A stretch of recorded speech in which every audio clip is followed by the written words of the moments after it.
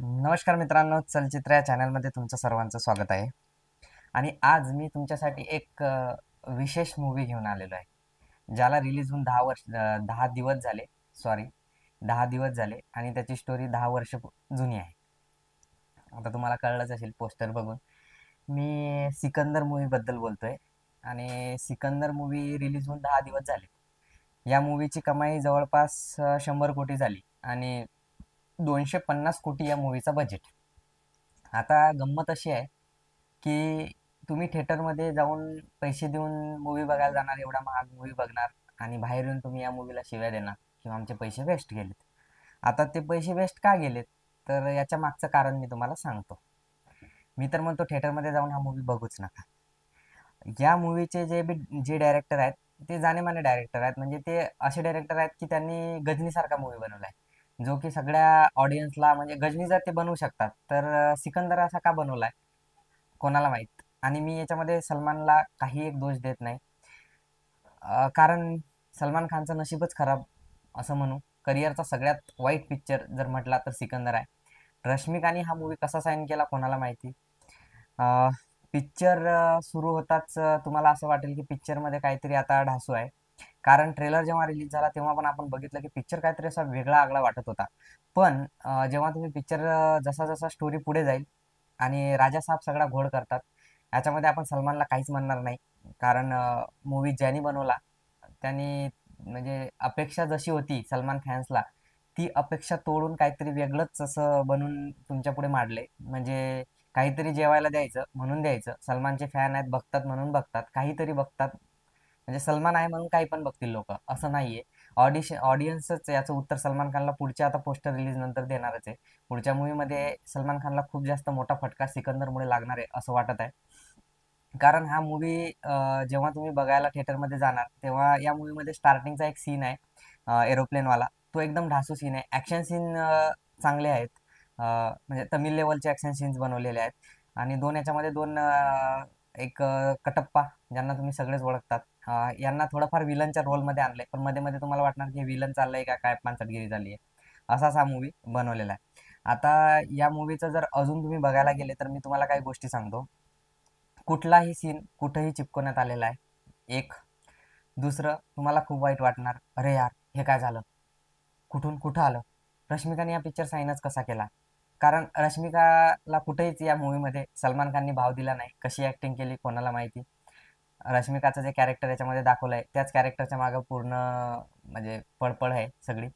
रायटरनी एवढे घाण रायटिंग केलेली आहे की सलमान खाननी, मला वाटते मूवीची स्क्रिप्ट वाचली की नाही, की डायरेक्टरच्या तोंडाला बघूनच हा मूवी करायला घेतला काय माहिती. सर्व शूटिंग हे सेटवरती झालेलं आहे. रिअल लोकेशन खूप कमी आहेत, म्हणजे नाहीच्या बरोबरच आहेत. सेटच्या बारेत तर बेकार आहे सगळं. मला सांगा, राजा साहेब हा राजस्थानचा असतो, म्हणजे यांना राजा साहेबचं दाखवलंय. लोकांना काहीतरी फॅमिलीला दाखवण्यासाठी हा मूवी बनवण्यात आलाय. पण हा मूवी असा बनवला की फॅमिली सुद्धा याला बघू शकत नाही. पहिल्या हाफमध्ये पर्यंत तर तुम्ही बोर होणारच, दुसऱ्या हाफमध्ये तर जाम बोर होणार. विलन याच्यामध्ये सलमानच आहे, हिरो याच्यामध्ये सलमानच आहे.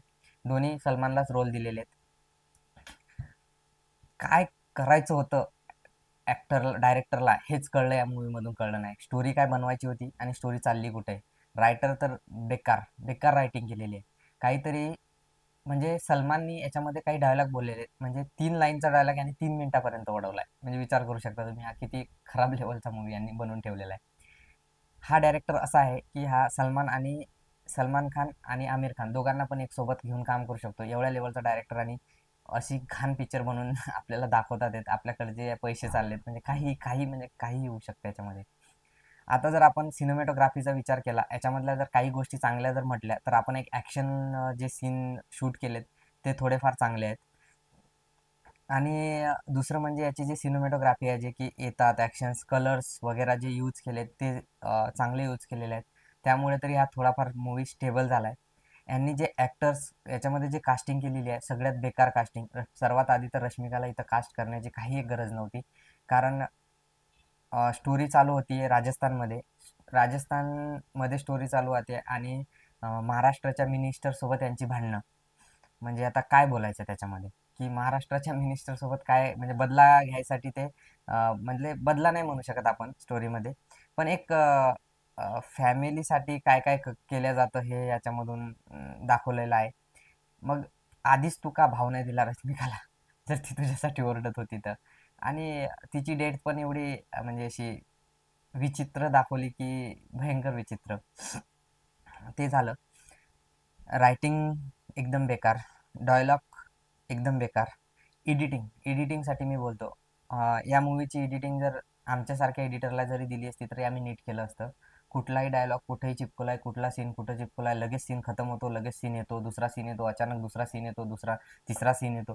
काय स्टोरी कुठं चालली? म्हणजे तुम्हाला कुठंच लॉजिकच लागणार नाही एडिटिंगला. तर एवढी घाण एडिटिंग या मूवीमध्ये केलेली आहे. सलमान खानच्या आयुष्यातला सगळ्यात बेकार हा मूवी आहे. सॉरी सलमान खान, तुम्ही हा मूवी निवडायलाच नको होता माझ्या मते तरी. पण ठीक आहे. आणि सर्वात मोठी चुकी जी आहे ती या डायरेक्टरची आहे. मला तरी असं वाटतं की हा मूवी सलमान खानला देव बनवण्यासाठी होता. कारण राजा साहब, कुठला असा राजा आहे ज्याच्यावरती 49 केसेस चालतात आणि त्या केसेसचं लॉजिक काय हे बी कोणाला माहिती नाही. कुठला तो नेता, त्याचा मुलगा, त्याच्या मुलाचं एरोप्लेनमध्ये भांडण होतं, तिथून ती स्टोरी चालू होते, ती स्टोरी कुठं नेती. हां, याच्यामधले जे काही ॲक्टर्स होते त्यांना चांगलं यूज करताच आलं नाही. त्यामुळे या मूवीला आपण जास्तीत जास्त 1चं रेटिंग देऊ. आणि ते बी याच्यासाठी कारण थोडेफार कलर, अर्ध्या रेटिंगसाठी कलर चांगले यूज झालेले आहेत आणि सिनेमॅटोग्राफीसाठी फक्त. बाकी या मूवीमध्ये काहीच बघण्यासारखं नाही.